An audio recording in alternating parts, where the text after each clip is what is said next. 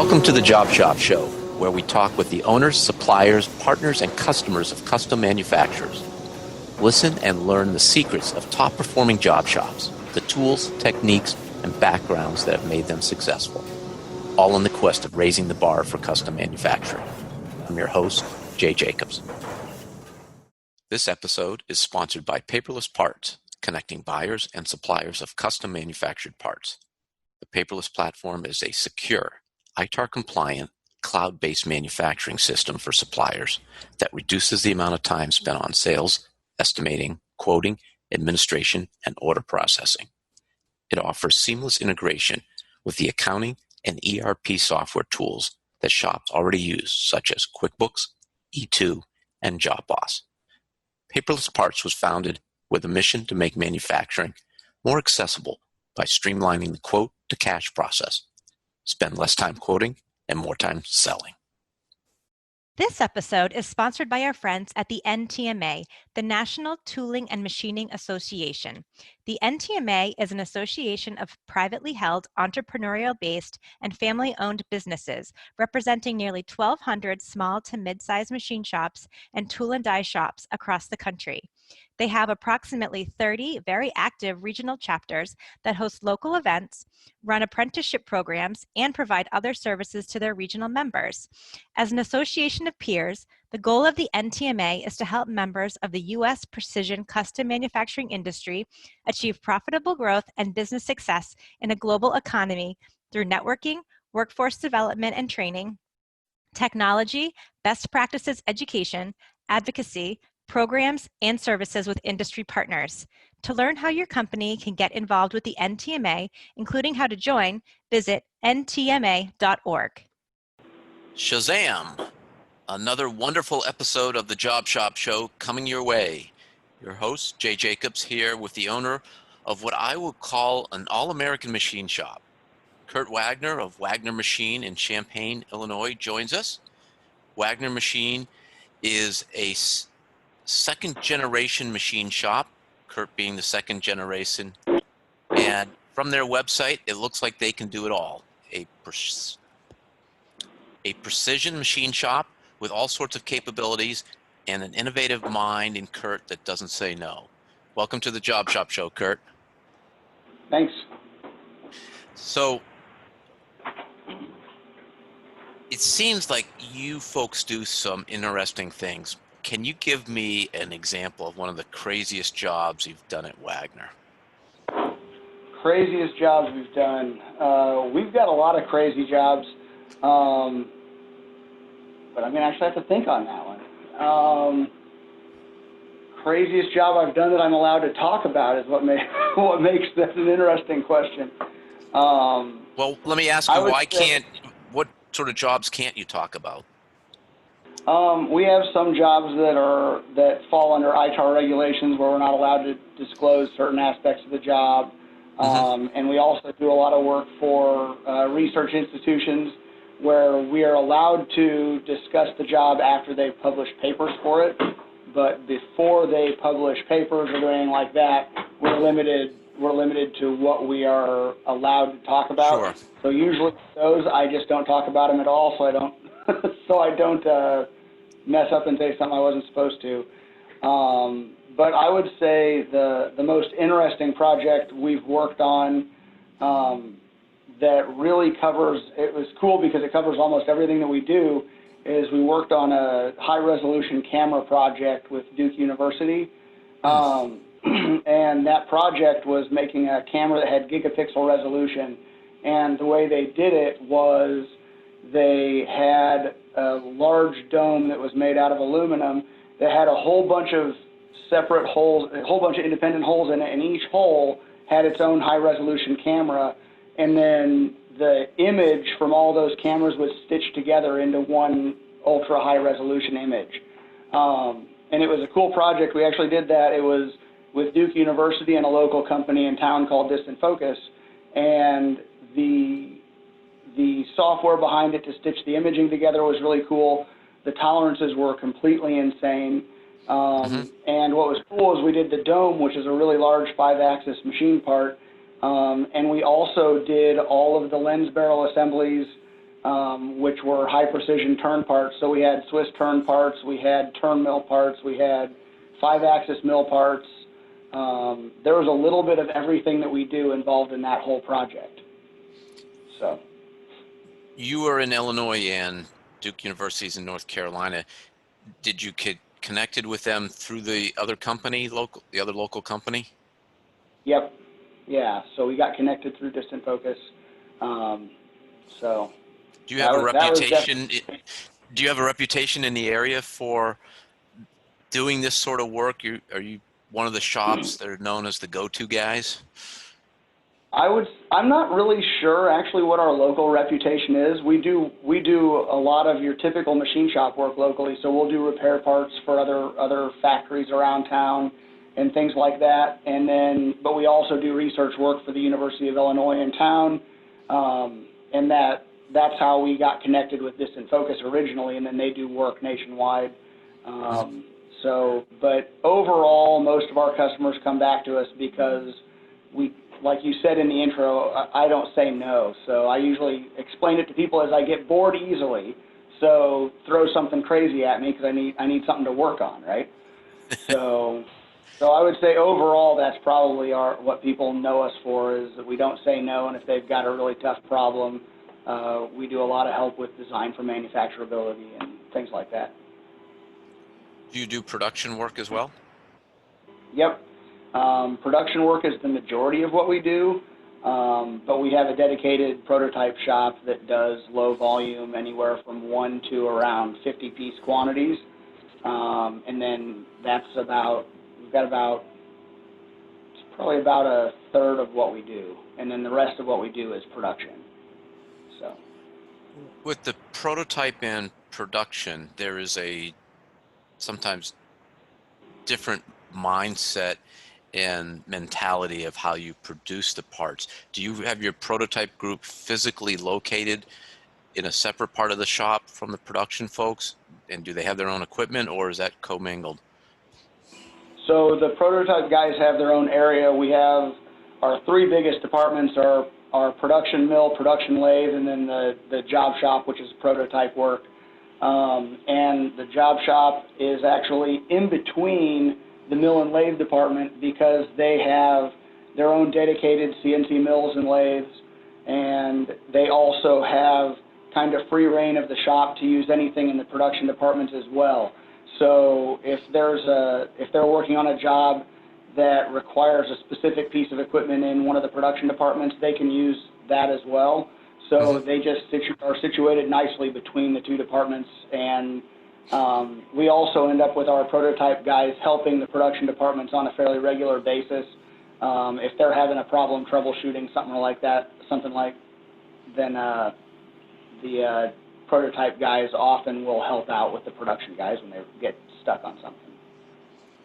So it seems that you understand that the way of thinking of making parts in the prototype area is different, so you do want to keep them a little bit separate, even though they are in the same building. I guess I had a really long question to that. Yes, they are in a separate area, and we do treat the work completely differently.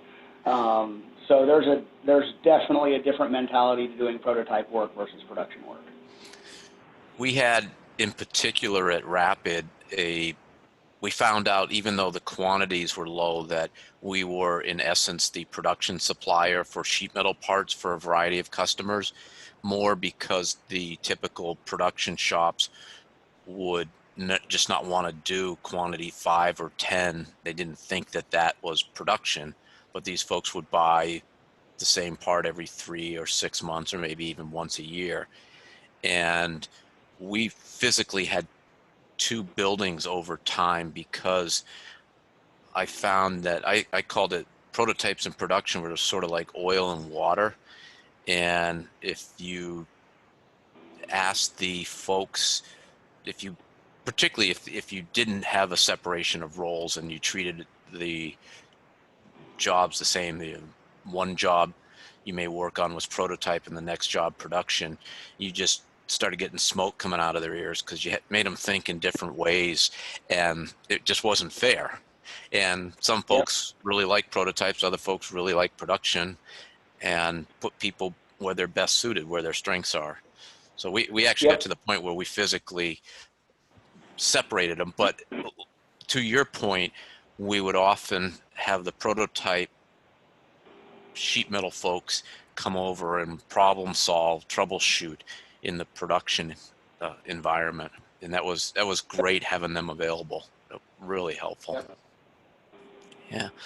So what I like about your shop, you have a variety of equipment: the lathes, the mills, the 5-axis. You got a water jet, wire EDM, grinders, a CMM for reverse engineering, probably some other stuff that I can't think of. But why all that equipment? Is that just because you having the short attention span and a project came in and you needed to buy something for it, or what led to the variety of equipment you have in the shop? I think a big part of that was probably curiosity. I'm not the only one here who's really curious about things, and we have a really strong desire to understand the process from start to finish. So a big part of it was just that job shop mentality. I'm going to get this job in, and I've got to figure out a way to do it. And over time, that ended up with us purchasing a variety of different types of equipment so that we could finish the more complex jobs we were getting in. So, we might get a job in that requires we might have got a job in that required EDM work and outsourced that a couple times. And once we did that a couple times, understood the process a little bit better, and maybe started to see more demand for that, we pretty quickly decide, okay, we want to bring that process in-house, and it's for two reasons. It's so that we can understand and control the process really well, and it's also for lead time, because if we've got a 4-week lead time and our vendor's got a 4-week lead time, then we're really getting our lead time long for the customer. So it was from a control of the lead time end, as well as a control and knowledge of the process aspect. So, Yeah, that makes sense. Do you have a philosophy when you bring equipment in of buying used equipment or only buying new equipment, or do you start with used and go to new? How do you look at that? for most of our history, we have bought all used equipment, and that would be anything from a piece of equipment that was 5 or 10 years old to something that was just 2 or 3 years old coming off a lease somewhere. But as we've started getting into more advanced processes, the Swiss turning and 5-axis milling and things like that, we've made a switch to only buying new, because we don't want to get a piece of equipment that somebody else might have damaged and then end up struggling with that process for reasons that we don't even know. So with the more advanced equipment, we find that it's definitely worth buying new. You get the support from the OEM, and you know that you've got a piece of equipment that's in good shape from the beginning. If you're having problems, it's something you're doing, it's not the machine. So. Well, that falls into a theme that I was always striving to eliminate variability. And there's enough variables that you do have to figure out, discover, particularly with new equipment and new processes. So the hidden ones that may not be obvious, that's a great reason. Along those lines, the 5-axis, is that a new piece of equipment you purchased? All of our 5-axis machines we purchase new or as an engineering or display or demo machine from the manufacturer. So I'm pretty sure all of the 5-axis Herco mills we got were either engineering or demo machines that they had. And then the RoboDrill 5-axis machines, which are our new compact, really high-speed 5-axis machines, those we all purchased new, because the configuration we wanted was something that nobody else had yet. So there was nothing else out there like ours at the time we started getting them. What was the configuration that made it unique? We got the newest version of RoboDrill, which is the RoboDrill Advanced, and it has a higher resolution for the encoders, so it has a better positioning accuracy for the machine. What's that? How The tight? positioning accuracy. What was that? How tight do you get? Yeah. I actually don't know what the spec is off the top of my head, but it allows us to get substantially better surface finishes.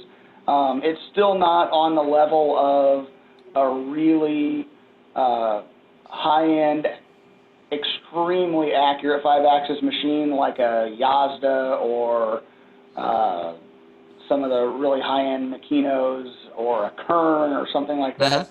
But it's like it was half the resolution of what a regular robo-drill was.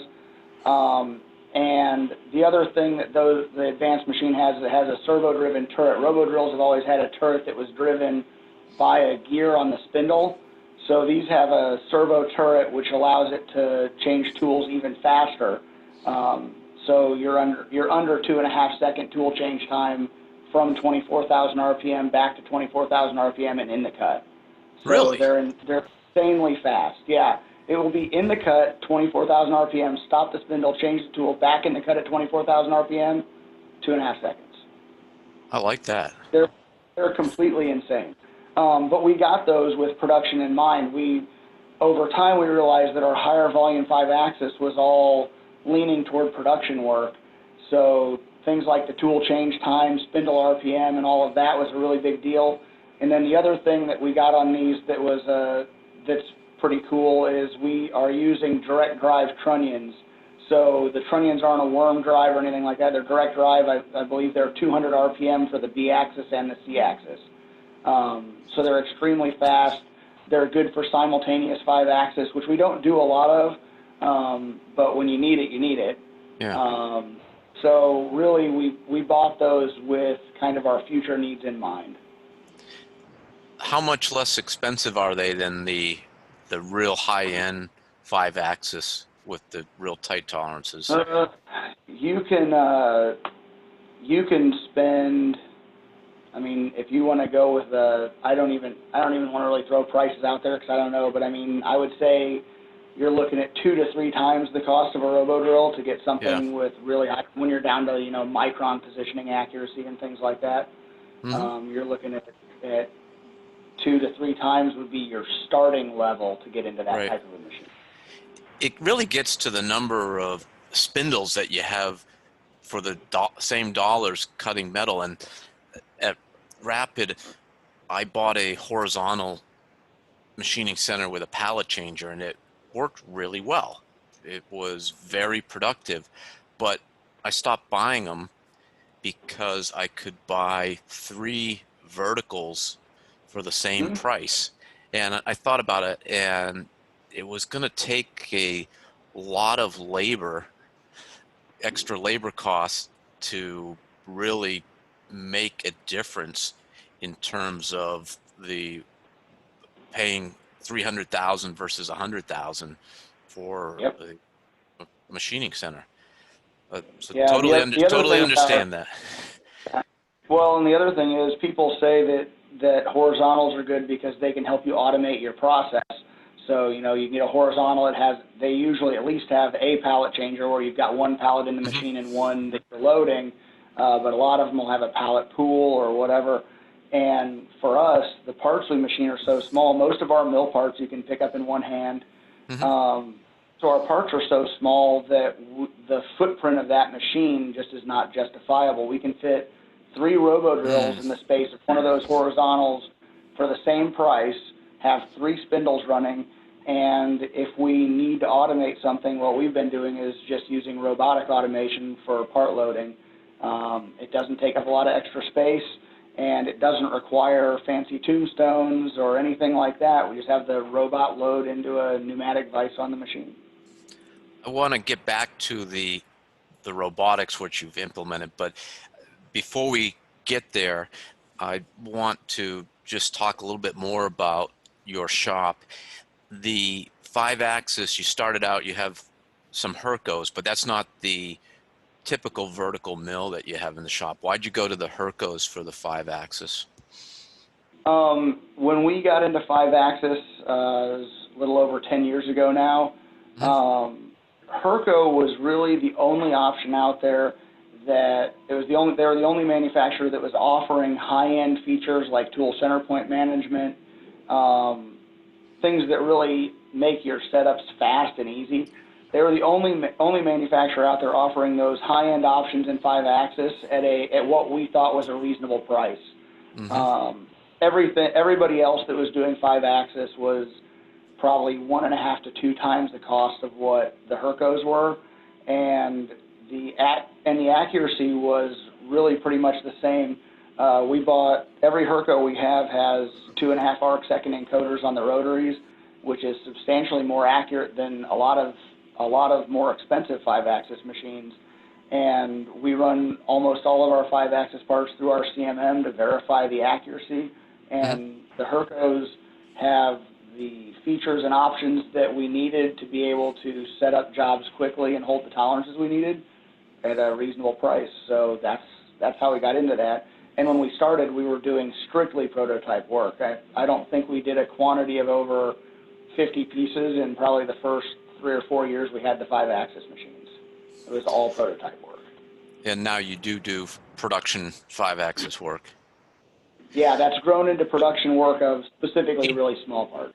Is it more you've gained the expertise and the work's coming to you, or my suspicion is that because of the precision and the capabilities of machine tool technology today, that parts are becoming more designed for 5-axis and tighter tolerances? There's just more of those out there. The parts are smaller, and you're asking more of the part. Am I wrong, or what do you see?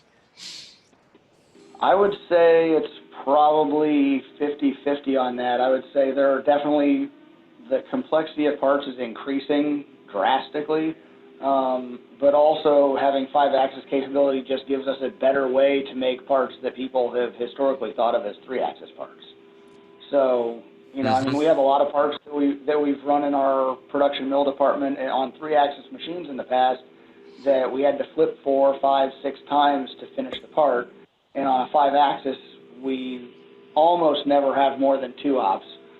A lot of times I call it 1.5 ops, because if you have a side that has no features and all you're doing is spacing the material off, I call that a half, because you're not really doing much to it. Yeah. So It's funny. I looked at that, the 3-axis parts, running those. We had the trunnion tables, so that's how we approached the 5-axis, but I just wouldn't let my sales guys sell 5-axis parts because I wanted to sell 3-axis parts and get the same price as the guy flipping it 5 or 6 times, but doing like what you said. You can charge the higher price, but it takes you less time. It's just a little more investment in equipment and programming up front. Yep. Yeah, and now the advanced features that I was talking about that nobody else had now Haas will even let you put a 2-axis trunnion on a 3-axis mill and use tool center point management on that trunnion, even though the machine is not built as an integrated 5-axis like their UMC series and things like that. You can put a 2-axis trunnion on a 3-axis mill, buy the option for tool center point management, and run it just like anybody else runs a 5-axis machine. Can you define tool center point management for folks who may not understand what that is? I can give it a shot. Okay. Basically, if you the old way, I start out with 4-axis. The way people set up a 4-axis machine is if you're doing multiple sides of the part, you might have a G54 offset for one side, a G55 for another side, G56 for another side, or sometimes people will program all their tools off the center of rotation to the 4th axis and then do their programming all off center line. Well, with tool center point management, you can have one work offset wherever you want it on your part. Usually it's with the trunnion standing straight up, and you'll put it in the center of your part or something of that nature, and you find your 0 at that one location and touch all your tools off to that one location. And tool center point management is basically a bunch of fancy math that the machine does. So whenever the machine tips the trunnion over or rotates the part, it always knows volumetrically where that part is. So when you took the trunnion over, the 0 point that you originally set is no longer in the same place in X, Y, and Z in the machine as where it started. And the machine knows itself well enough to be able to say, okay, the 0 location has shifted this far in X, Y, and Z, and then keep running. So instead of having to set up multiple work offsets, you set it up one time and hit go. For 3+2 in 5-axis machining, where you're just indexing the part to a position in machining and indexing to another in machining, I like to make fun of our 5-axis guys just a little bit and tell them that 5-axis is just 3-axis for dummies. Because on a 3-axis, you have to do one op, and then you flip your part over, you set your new 0, you indicate everything in, make sure your work holding's great, and then do that one, and then you have to set up the third op. On 5-axis, set up one time and hit go. So tool center point management is really important. I think you did a great job of explaining that. Thank you. How long has that been out that it's been what I'll call common, or basic? I would say that's one of those things that was, for the people who are into 5-axis, it's been around and common for a long time. But I think that's one of the things that made a lot of shops scared of 5-axis for the longest time, was it just seemed like it was so overwhelmingly complicated to figure out what the machine's doing. And they didn't even know to ask about, they didn't know what it was, didn't know what to ask for. So they just thought, oh, well, it's not any different than a 3-axis. I'm going to have to do all these different setups to get one part set up. And but it's been common. I mean, like I said, Herco, all of the high-end guys were offering that for years. Herco was offering that back when we got into it. Haas started offering that when they came out with their UMC series of machines. And I'm really bad with dates, but I'm sure that's been 5+ years ago now. So, and really, when Haas came out with that, then everybody knew what it was at that point, because Haas is just kind of everywhere.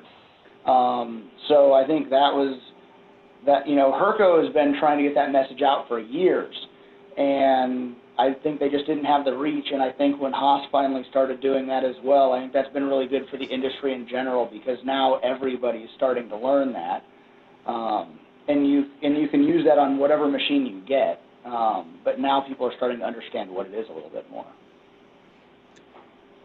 If I'm a shop owner who doesn't have 5-axis in my shop yet, but I think there's opportunities for parts, what would you suggest as a way to get started, dip your toes in the water? I think you just have to do it. It's, for us, it turned out to be a pretty simple justification, because we looked at all of the work that we had, and we saw that easily half of the jobs that we did could be run faster and better on a 5-axis machine than on a 3-axis. So we were looking at it and thinking, well, this is an opportunity to get new work, more advanced work, hopefully higher margin work, things like that. And at the same time, we were going, and if that doesn't happen, it will still allow us to do the work we're already doing better. So it really, we're sitting there looking at it going, well, we need more capacity. Do we buy a 3-axis machine like we always have, or do we buy a 5-axis one that's going to give us, more capability for advanced parts that we're currently not doing, as well as improve our current processes? And it just seemed like a no-brainer. So the price can be a little scary, but what would you say to an owner the risk is of buying a used 5-axis versus taking the plunge and buying a new 5-axis? The biggest thing I would say on that is that even though I call it 3-axis for dummies, it is still kind of a whole new ball game. So I think the biggest issue with buying a used one, especially for your first machine, is that you won't have the support you would get if you bought a new one. So if you buy a new 5-axis machine, they're extremely motivated to make sure that you succeed. Hmm. And I think, part of that's because anybody selling machines wants people to like their machines and to do well. But I think part of that also is that even as 5-axis is becoming more common, it still isn't by any means a standard. It's still a relatively small percentage of shops who have it. So anybody selling 5-axis machines, we're all actually kind of working together on that to get people to embrace that a little bit more. And so they really are motivated to make sure people succeed when they get it. If you get a used one, you just don't get that same level of support. So. I also think. And you could also have the mysteries, like you get one, somebody's crashed it terribly, you've got something that's a little sloppy on the machine and you don't know, you have no idea what the problems are. So between the support and making sure that you're starting off with something that's in good shape in the first place, I don't think you'd want to buy a used one for your first machine. I know several shops who do really high-end, crazy 5-axis work, and they always buy machines coming off a lease. So they always buy a 2 to 3 year old machine. That's the only thing they do. But they actually have a really rigorous testing process that they go through for any machine they're going to buy. So they have to machine sample parts and do a ball bar test and all sorts of things before they'll consider buying a machine. And they've developed that test they've been doing 5-axis long before we were. They've developed that test over the last 20 years almost. So once again, I don't think that's something that you'd want to deal with for your first 5-axis machine. I think that perhaps another way of saying it is you want to take away the variables that would perhaps make it not successful, because if it doesn't work, you're gonna be afraid of 5-axis. You're going to look at an investment that went sour and you're not going to try it again, when there are so many advantages of having 5-axis. You want to really make sure that you bring in and you're successful the first time. Yeah, and I just realized right now, I was thinking about it, I said something a minute ago. I said I was talking about people who are trying to sell 5-axis machines, and I used the word we. I included myself in that, and I don't sell 5-axis machines, but I do everything in my power to encourage people to at least consider them, because I really do think that advancing your capabilities, having better technology and all that, that's the only way that an American manufacturer is going to be able to compete in the world. So I don't feel large amounts of competition. I don't feel threatened by other shops. I honestly, in a lot of ways, feel like we're all in this together. So, like I said, I don't sell 5-axis machines, but I will encourage anybody to buy a 5-axis machine, and I've done a lot of research on everything that's out there pretty much.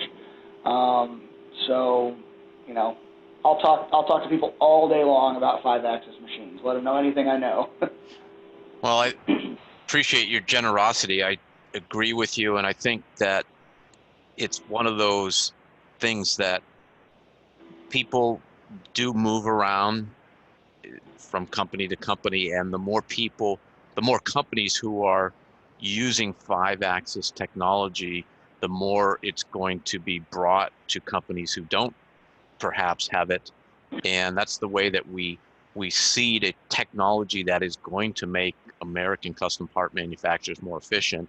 So it may be a shorter term loss perhaps for a shop if that happens with an individual, but in the global scheme of things, you're going to benefit in the long run because you're going to have a labor pool that's going to be more skilled in 5-axis. So really appreciate you saying that. I have a question for you regarding the number of shifts that you run. How many do you run? We only have one shift. We're flexible with our start and end times a little bit, but we work one shift. Our standard shift is 7 to 4:30 Monday to Thursday, and then we do 7 to 11 on Friday. But we have some people who start a little earlier and get off a little earlier. But yeah, we're one shift shop. We're open during the day. We're not open all night. We let our robots and our bar loaders and everything else take the night shift. Great, and hold on to that because we are gonna get back to that. The shop started in 1982. Your folks started it. Yep, on April Fool's Day. And are they still involved in the business? My mom is retired, but she keeps up on everything anyway because that's just the way she is. Mm-hmm. And my dad just turned 70 last month, and he is still here every day making parts. So he's one of our prototype guys. He mainly does manual machining, and then he also helps with a lot of troubleshooting and just kind of process development anywhere in the shop where we need it. So yeah, he's still here every day. I don't think he's going anywhere. So he's offloaded a lot of the worries to you then. He won't have anything to do with the business side of things. He just wants to do machining, and that's all he's ever wanted to do. I tell people I think he's been grumpy ever since he hired his first employee because all he ever wanted to do is machining. He doesn't. The business thing business side is not his thing. It's not a bad philosophy. It's really what we do. We don't do any sales. We don't do any marketing. We don't do any of that. We've got our website and that's it. But all of our growth has been word of mouth, and it's really based on that. It's you do a good job, and people are going to come back and tell other people about you. So obviously, it's working for you guys. You had made a comment before we started recording that you are a numbers guy, and that really resonated with me because I am a numbers guy too. But for the listener, what does that mean? Can you put that into context for us? I like to look at things from every possible angle. So we've been using an integrated ERP system since 2004. So which one? All of our, what was that? Which system? We use M1 from ECI. And that handles everything we do from start to finish. So our quotes are entered in M1, sales orders and jobs are entered in M1. We track our quality in M1, purchase orders, everything is done, payroll, everything is done through M1. And that's really awesome because we can dig into the data and get numbers for almost anything you could ever imagine. And we do that. We collect numbers that we don't even know what we're going to do with them yet. We're going, hey, this would be an interesting thing to know. Can we get that? Can we compile that information out of something? And we'll start looking at it, even if we don't know exactly what we want to do with it. Start looking at it. Look at it in a weekly meeting. And over time, we usually end up figuring out exactly what we want to do with it. But it helps to look at our business. A lot of people want to know, how many, the basics. How many dollars worth of work are you getting in, shipping out, things like that. But we can look at that on a quoted hours completed on an employee basis, on a machine-by-machine basis, which is really, that makes the 5-axis machines look even better. So you look at quoted hours completed and dollars of work completed, all of that stuff. We can look at that by machine, by department, by individual, by customer, by whatever we want. So, yeah, we look at all sorts of numbers, and then all the normal financial numbers that everybody looks at. The accounting's done in the package too? Yep. That's really important to us. A lot of systems do everything except for accounting, or everything except for accounting and HR or something like that. And having the accounting in there is great because all of our data is live data. We don't have any stale data. If I want to report on something, I open the software, I click on the report, punch in a couple parameters, a date range, whatever I want, and I have the most accurate, up-to-date data that I can get. So, can you give me an example of a metric, perhaps, that you measure that other shops aren't thinking about? Actually, I don't. Well, you shared one with me. I'll feed I it was to gonna say, you. what was the one I told you? And I'll talk that one to death. If I told you, I'm okay with it. But a lot of them, we feel like are really helping us build our competitive advantage just from looking at the data different than other people do. Remind me of what the one I said was. I don't remember. Okay. Well, I think this one's pretty innocuous, but it's a good way of looking at your estimating department. And you said how Oh many yeah, quote dollars or per how many hour. dollars quoted per hour do I have to have an estimator do to feed the shop? Because you only have so Yep. many estimators and you know what your win rate is. I thought that was a Yep. unique way of looking at it, and one that I probably had the data to look at it rapid, but I never put Mhm. a number to it. Yeah, that came up just last week. You know, we talk about it on occasion, but it came up last week. I got two of our estimators, we call them project managers, together Mm-hmm. to work on a little project, and we worked on it for half an hour, and we got done. And I said, man, that's a $1,000 email we're sending out right now. So. Right. So, you know, because we sat down, we had two of them working on it. I don't count my time. I'm the odd man out. My time is not billable in any way. But you know, we calculated that just a rough number. Our project managers or estimators have to do $1,000 an hour worth of quote. They have to quote $1,000 an hour worth of parts to be able to get enough work in the door to feed the shop. So, and it's a really useful metric to have because it's a way to see how effective they are. We can look at their win rate and things like that as well, but it gives us an idea how the shop's doing overall, how each project manager's doing. Once again, we can look at that per customer. If we have somebody that we're always quoting for and we never win any of the orders, then then we need to make an adjustment of some sort, right? So, yeah. Yeah. How many project managers do you have? 3. I don't know if you've ever done this. I did it on a lark at Rapid. I had 10 estimators in the sheet metal group, and it just came to me. So I picked 10 parts from very simple I know to where you're super going with this. complex, Yep. and had each of them quote. It was the range. It was the range. It was all sorts of different processes, etc. And I just wanted to see how each of the estimators compared to the other estimator, and it actually was shocking how far apart the, they were from the median and the average.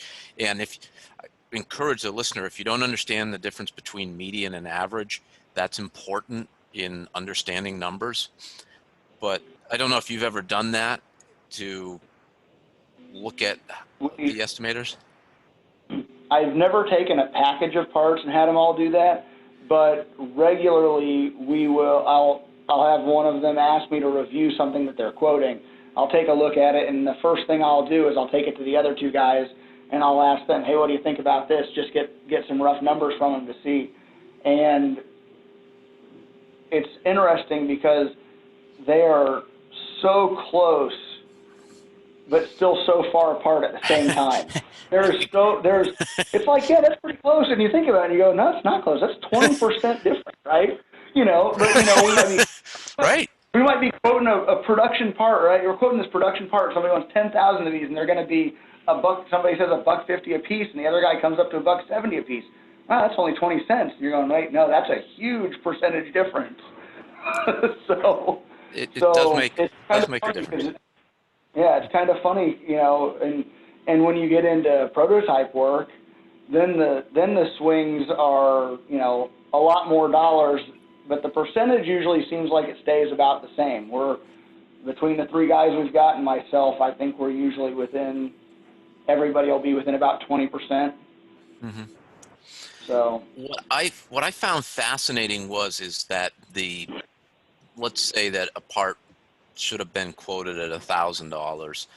That was the average, and we might have the low was $550, and then we might have somebody who quoted it at $2,000, and you look at that and you're like, oh my God. But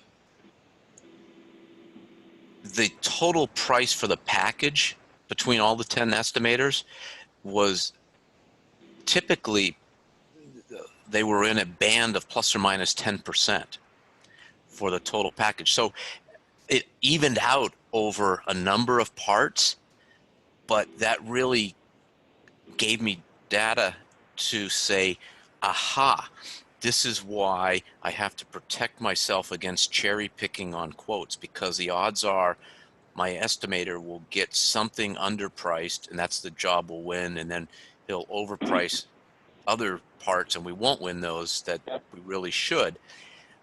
So we had a strategy so that customers wouldn't cherry pick quotes, and we developed some ways that the complex parts, we always protected ourselves, and we often gave a discount on the total package if you bought all the parts quoted, and made sure that each of the individual parts, as much as possible, were priced at least to hopefully break even. So Yeah, yeah, that makes sense. it's one of those numbers things that you really start to get into it, but you have to get into the numbers. Yep.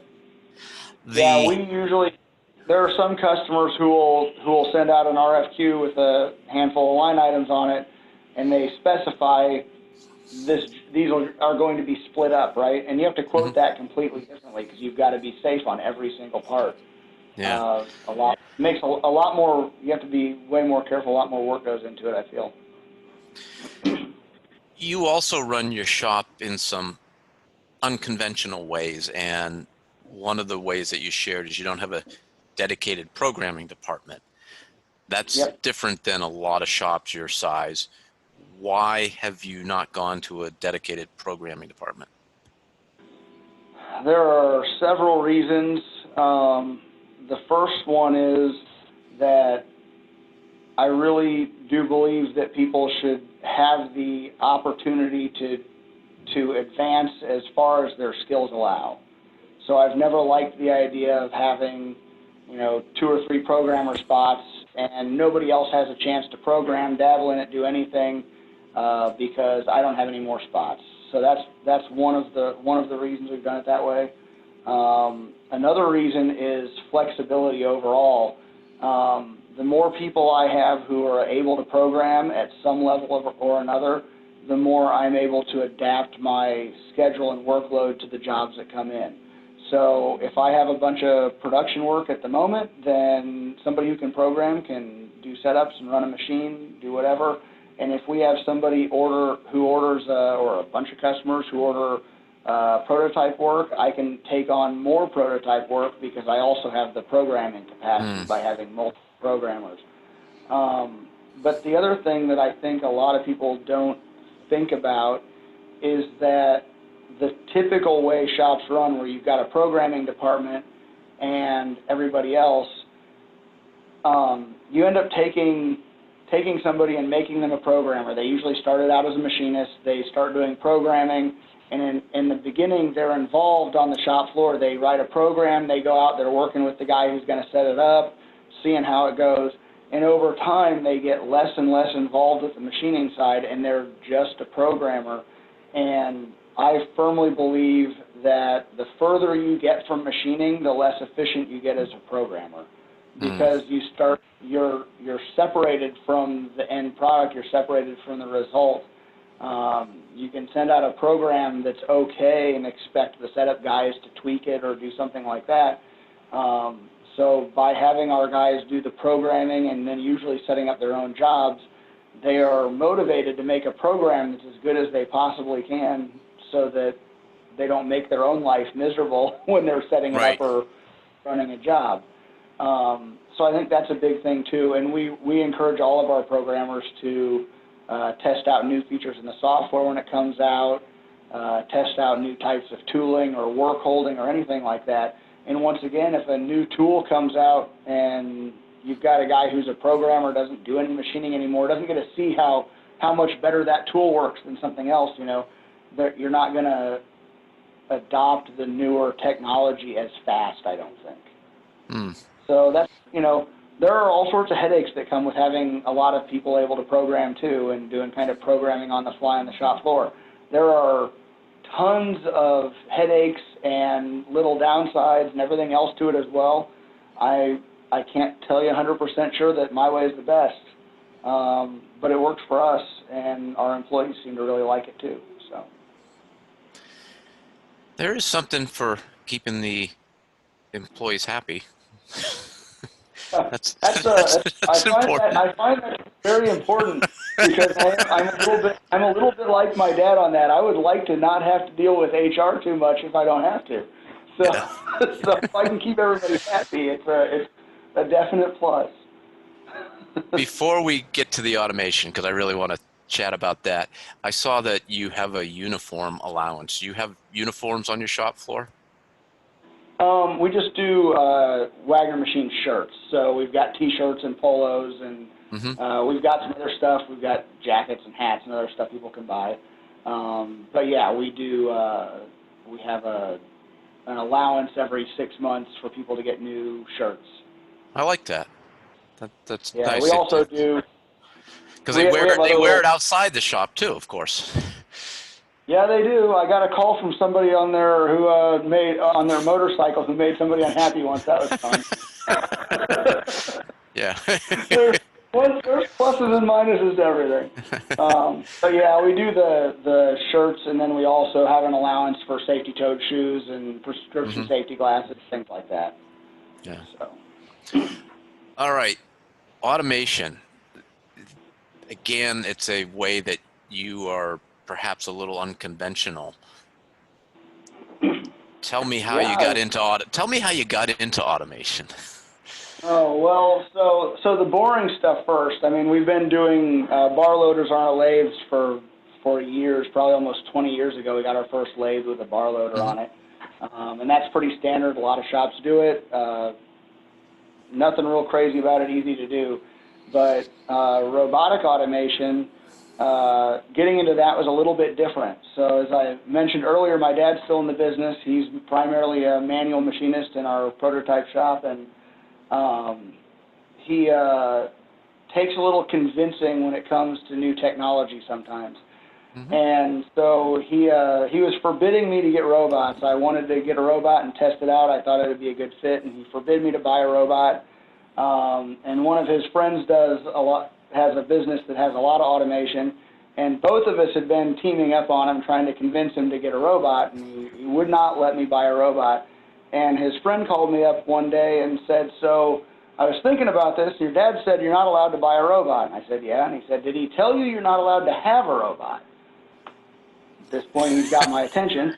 And I said, no, I've not been forbidden to have one. I've just been forbidden to buy one. Why do you say this? And he said, well, we've got this. Our first robot we ever bought is a size that we don't use anymore. We standardized around smaller ones and bigger ones.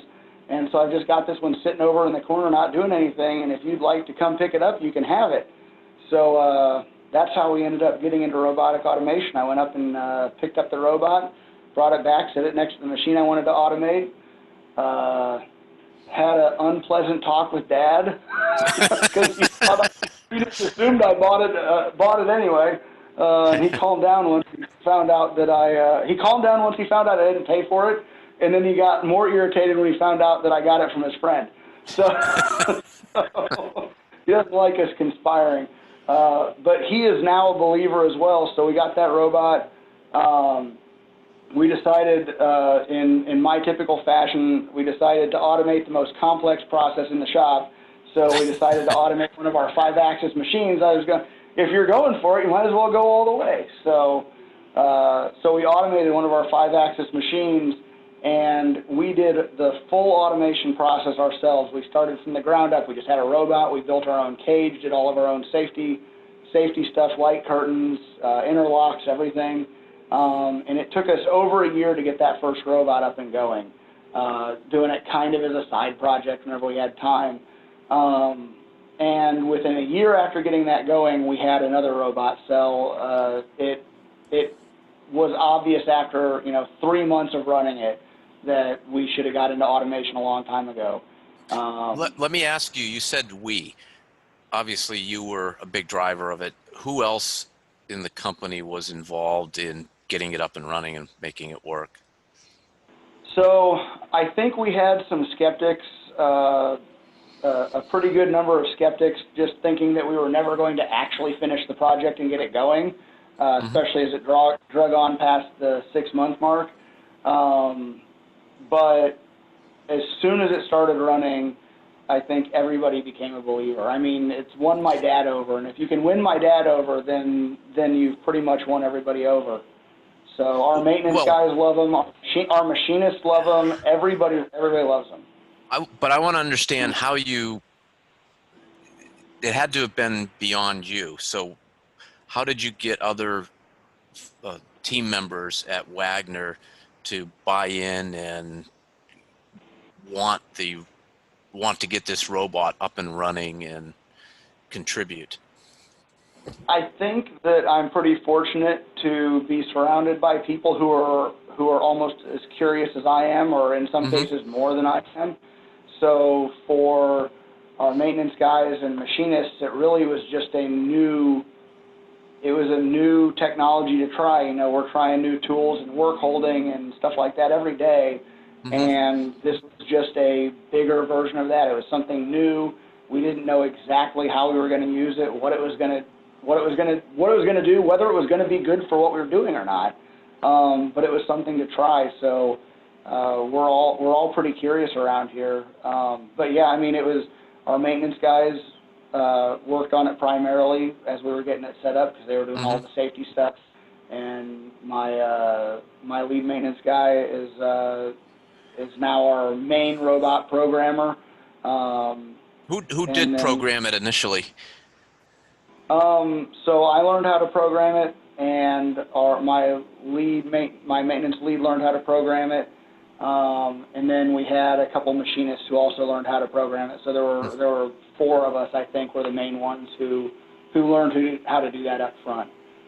And what was the application for the first trial run?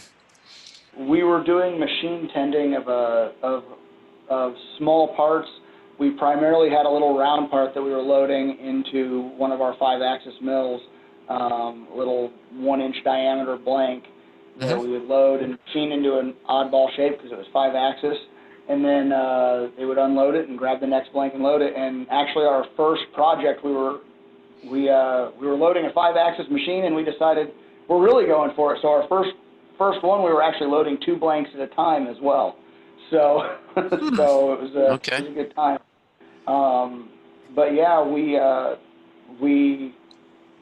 we first got the robot and started working on it, we didn't have a specific job we were setting it up for. We load parts in this size range, something baseball-ish size or smaller probably. We're going to load parts in that size range, and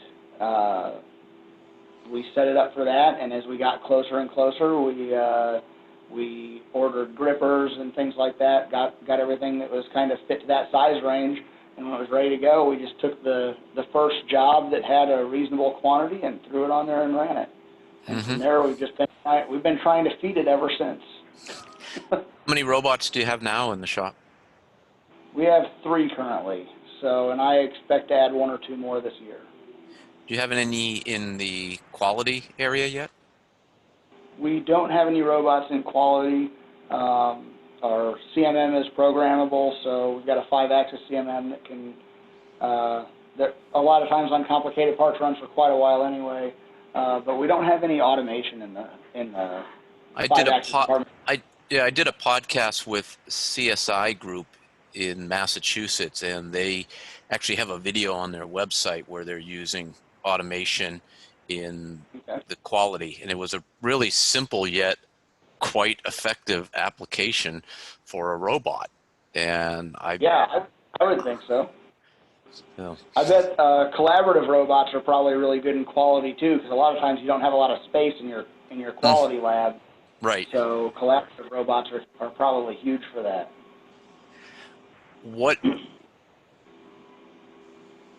I'm really curious because most shops don't have robots. We didn't have any robots. Again, for a shop owner who is thinking, I want to try automation, I want to try a robot, what path would you suggest as one that will lead them to success at a reasonable cost to start? I'm a little more reserved on this one, because I think it's easier to get burned on robots than on something like 5-axis machining. A 5-axis mill is a fancy 3-axis mill. You know, it's still the same process. I think that there's probably a good fit for automation in anybody's shop. We automate jobs down to 50 pieces, so we do pretty low volume automation. But it still seems like there's a lot of misinformation out there about automation. So I think you just have to do your homework and look into it. There are now a couple companies out there that are selling really reasonably priced automated robot cells just for machine tending. Do you know the names of those?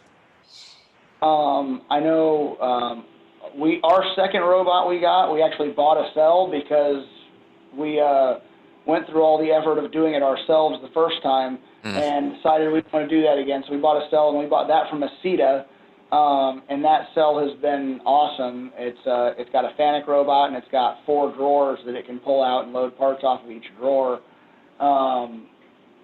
So those guys make really good cells in general. And then another company that's doing really nice cells is Gossiger. I think they're based out of Ohio. And they've got a robot cell now that I think they're selling for right at or just a little under $100,000. So that's about as reasonably priced as I think you're going to get on a robot cell right now.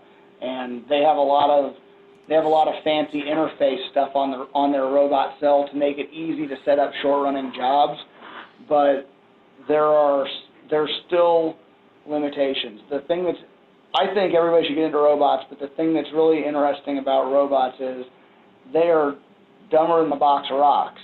They will do the same thing over and over and over again absolutely perfectly. They don't have any issues. The problem is always your setup. It's how reliable and repeatable is your setup. If you can't make it repeatable to where you could do it with your eyes closed, standing backwards, loading it with, your offhand, then it's probably not repeatable enough for a robot because they don't feel what's going on. They do the same motion over and over again. So getting a repeatable process is probably the biggest trick, and it's something that we've gotten really good at, and I think anybody can get really good at it, but it's definitely a little bit more of a learning curve than your typical machining process. So, but yeah, once again, I'd recommend, to get into it, I'd recommend going with somebody who's selling a cell dedicated or that's specifically designed for machine tending, because kind of like with a 5-axis mill, even though I think it's a little more complicated to wrap your head around, it's not a complicated process overall, and those guys are really dedicated to making sure you do a good job with it and you succeed. Right. And from what I've seen and what I've heard and from the guys I've talked to, they'll put in a lot of extra time just to make sure that you do succeed with it. But I don't think I'd recommend going our way and trying to do it yourself. It was probably cost effective. Yeah. I don't even think I could really say it was cost effective. If I totaled up all the time we sunk into that, that's why we bought the cell the second time. I mean, we did. We totaled up all the time that we had in it, and we also totaled up all of the opportunity cost we had of having another machine running. It took us a year to get it going. A cell would have paid for itself in that year. If we bought it and had it running in 2 months, it would have paid for itself before we got ours running. Fair enough. And that is huge too. I mean, the return on investment on robotic automation or machine tending is better than you would ever imagine. So I want to talk about a different type of automation. And one of the things that always drove me nuts about an owner is seeing folks walking around the shop looking for other people to ask questions about typically a part, which means geometry. And you are using the paperless viewer, and I'm going to ask you a second about that word, but the paperless viewer allows the annotation of 3D geometry and then the ability to chat to other folks, to send folks a message saying, what do you think about this feature? What tooling should we be using? Do we have this tooling in stock, or do we have to buy it? And so if I was looking at that, I could highlight the hole, and then I could write in a little chat box at Kurt, and a message would appear on your computer or on your cell phone, depending how it's set up, and you would have the ability to respond on your own time, not when I'm looking for you, and also that's recorded permanently, so you have a history of the conversation. Tell us a little bit about how that's working for you. Do you see that that's how it's making sense in your shop? Yeah. That's working. That's working really well, actually. A lot of times it seems like something has a benefit to one person and not the other, and this has been something where everybody on that's involved in a project at all is benefiting from it. So our project managers or estimators are able to send notes out to department leads or whoever they want to in the shop and ask a question about something they're quoting. Hey, what do you think about this specific feature? They can highlight the feature. They can put dimensions on it. They can not. They can say, what do you think about this feature? And the guy who they send it to can open up the model, measure something if they want, and respond to them about exactly the specific feature or detail they want. And having it as a solid model is great too, because sometimes a project manager will send that out and they'll have a note and they'll say, "What do you think about this this hole? It's kind of the depth to diameter ratio is a little crazy. What do you think?" And they send it to one of our machining leads out in the shop, and the response they get back is, "The hole's not a problem, but what about this other thing?" So there's so much more information by working off the solid models instead. A lot of times before we started using that, we program off solid models. We use them for quoting, but before we started using this, we would still print off a print of the part and walk around and show somebody. And inevitably, you get out there and you print it off, you have it zoomed in on the view you want or whatever, you get out there and you start showing them something and they're going, "What about this?" And you go, "Crap, I don't have the information I need." You have to, either you both go back to a computer and find it and look it up, or the estimator go back and print off, more pages of the print or do something like that. So it's saving a lot of time, and we're getting more information out of it. So. And it's saving you money because you don't have to buy additional CAD seats for folks to just essentially look at and take some quick dimensions off the geometry. Yeah, that's huge as well, because seat of SolidWorks costs a small fortune, especially if you're just going to use it. If you're just going to use it as a viewer once in a while, that adds up a lot. So yeah, it's been really handy for that as well. So. Yep. How is this different than some of the free viewers? Because the word viewer sometimes has a negative connotation. I would say, I think the main difference is just the communication aspect of it. So my guys, nobody in the building, including myself, likes viewers for the most part, because you can look it up, you might be able to snap a couple dimensions on it, on your model, figure something out, but that's all you can do. You can't save those dimensions to show somebody else. You can't do anything with it. You look at it, it gives you a reference, and when you close it, all of that's gone.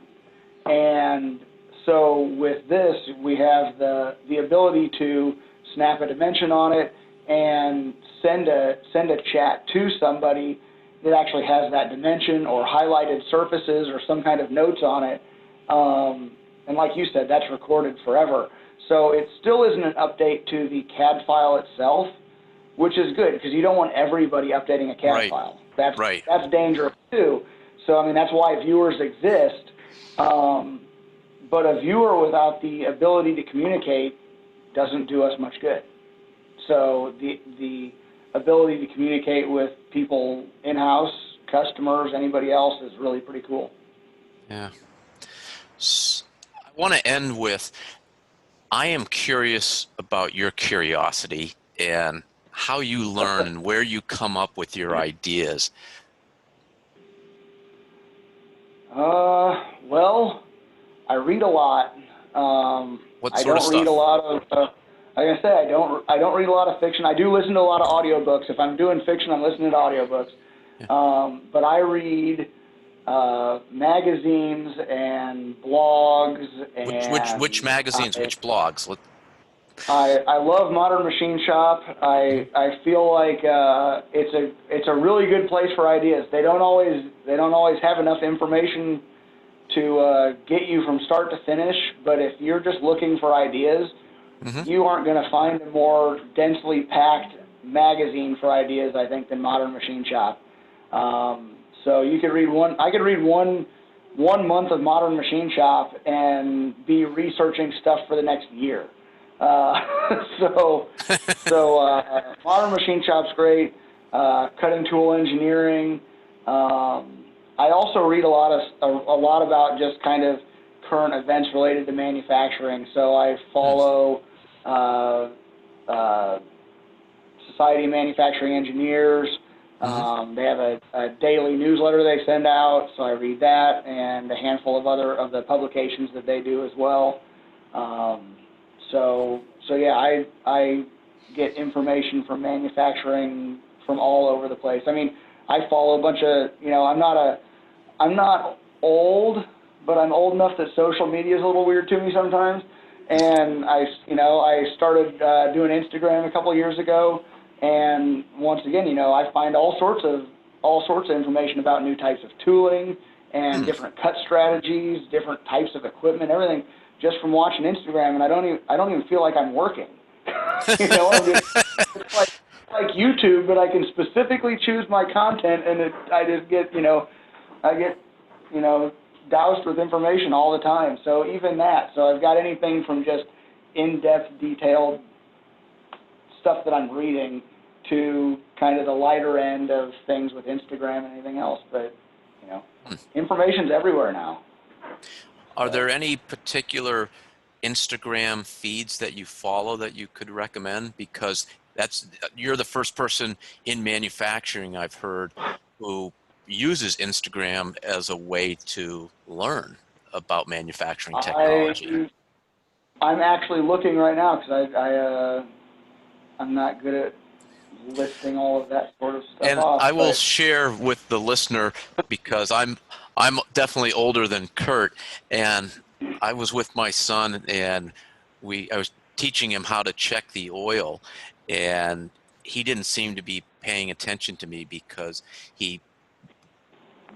I made him figure out where the dipstick was, and he's on his phone, and I'm getting frustrated and mad, and why aren't you paying attention?